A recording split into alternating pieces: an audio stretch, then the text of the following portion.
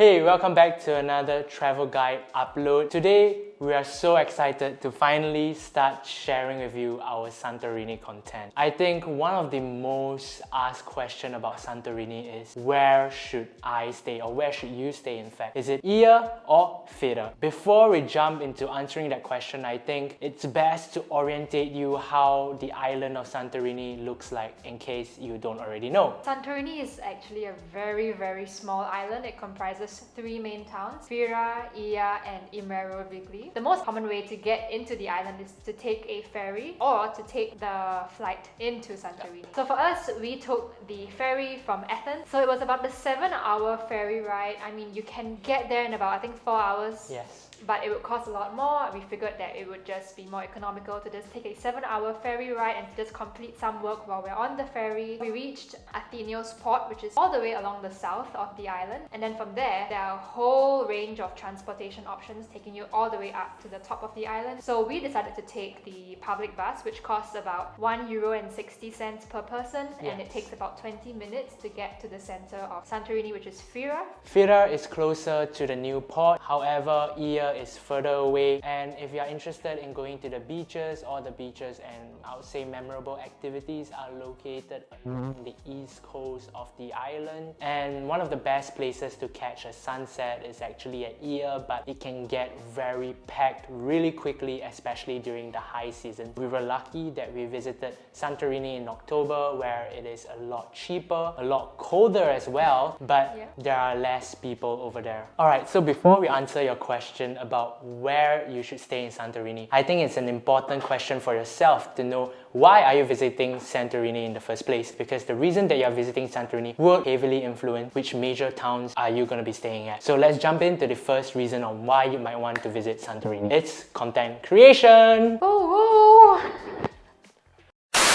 If you are there to create content with the typical Greek island aesthetic, then Oia would seem like the obvious choice. And don't make the same mistake that we did. We stayed at Fira thinking that the iconic 3 blue dome church is in Fira, okay, but in fact it is in Oia. So many websites all mistake the different blue domes for specific names when they are not. Yes. The philosophy of the early bird catches the worm is very much applicable in Oia because your neighbors are also there to shoot content. However, what we did was basically we stayed in Fira and we took an afternoon bus to Oia and we left by sunset, where hordes of people started pouring in to enjoy the famous, renowned Santorinian sunset. When we took that half-a-day trip to Oia, it was honestly one of the best decisions that we made during the trip, because we realized that how we lived in Fira, it was so much more affordable, so much bigger, so much more space to just move about compared to Oia, where we felt that the general whole vibe of that place was people just rushing to get their shot, people trampling on private property. People do it because people think that, you know, it's a once-in-a-lifetime thing, you might as well get it done. Now, the second most popular reason for visiting Santorini is one of the reasons why we're in Santorini for the first place. Is actually we're there for our honeymoon. Oh my god, yeah, no, we're just kidding. We were there for his birthday.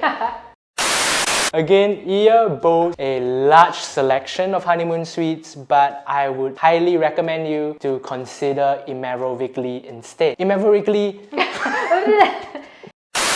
Vigli also has its signature blue dome church as well as whitewash building. But the best part about Vigli is that they have wider streets and more extensive networks. Oh my god, I sound like a geography student. But with an extensive network like this, it kind of like distributes the tourists evenly so that you kind of have more privacy than Oia. Okay, now onto the third most popular reason on why you might want to visit Santorini is budget travel, or in other words, just to really tick off that travel bucket list of yours. Okay, contrary to popular belief, you do not need to spend a bomb in Santorini to enjoy yourself. We spent 6 days in Santorini. We stayed in Fira town. Why Fira town? Is because it is the largest town in Santorini.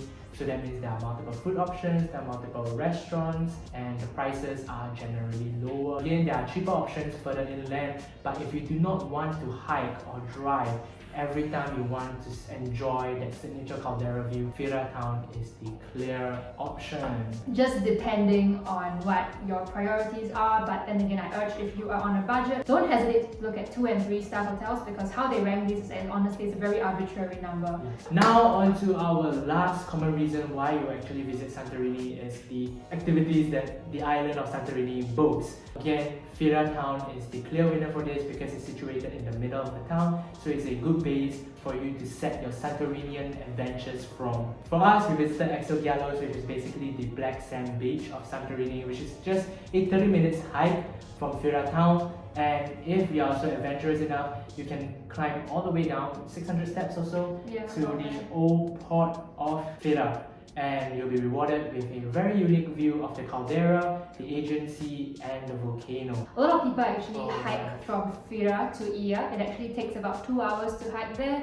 It is one of the top activities that people do when they're in Santorini, in fact, because it is free. Anyway, I do hope that you found this Santorini guide helpful. Again, do not forget to like and subscribe to our channel because more Santorini guides will be featured in our channel very shortly. Without further ado, we'll see you in the next one.